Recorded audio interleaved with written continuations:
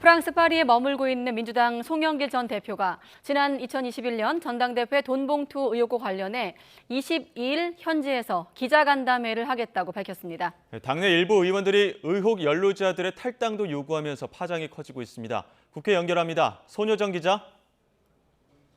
네, 국회입니다. 네, 조기 귀국 요구가 있는 상황인데 송 전 대표 조만간 의혹 관련해서 직접 입장을 밝히는 겁니까?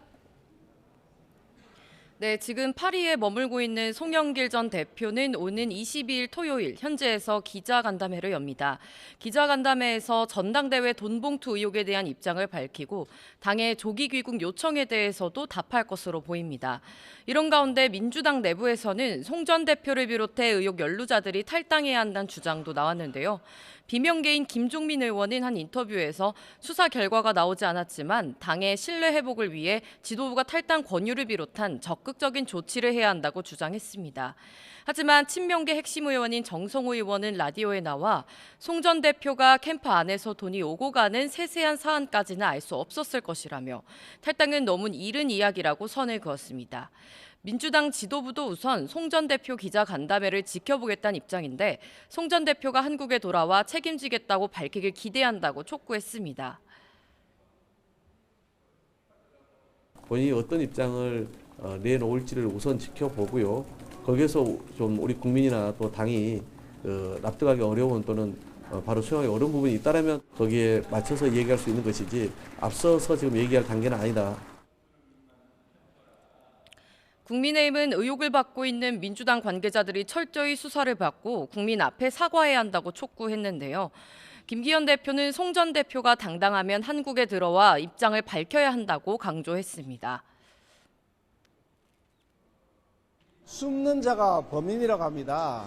당당하면 나와서 설명한 별표인데 송영길 전 대표가 출국하게 된 과정도 사실은 외국으로 도망간 것이 아닌가 하는 의심을 하지 않을 수가 없습니다.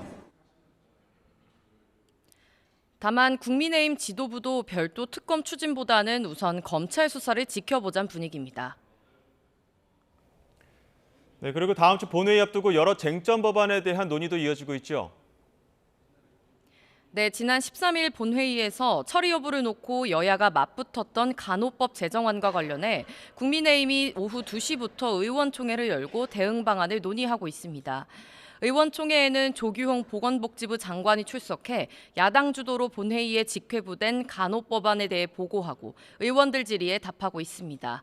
민주당은 오는 27일 예정된 본회의에서 원안대로 간호법 제정안을 처리하겠다는 방침이지만 정부와 여당은 의사협회를 비롯한 의료단체들 입장을 반영한 중재안을 논의한다며 맞서고 있습니다. 윤재욱 원내대표는 의원총회에 앞서 간호법 중재안과 관련해 각 지역단체를 만나 설득 작업을 이어가야 한다며 의원들의 관심을 촉구했습니다. 이런 가운데 오늘 국회에서는 애초 과학기술정보방송통신위원회 전체 회의가 열리기로 했는데 취소됐습니다. 국민의힘이 민주당의 방송법 개정안 본회의 직회부에 대한 권한쟁의 심판을 청구한 뒤 처음 열리는 회의였는데 여야가 MBC 전현직 사장을 출석시킬지를 두고 이견을 좁히지 못한 것으로 파악됐습니다.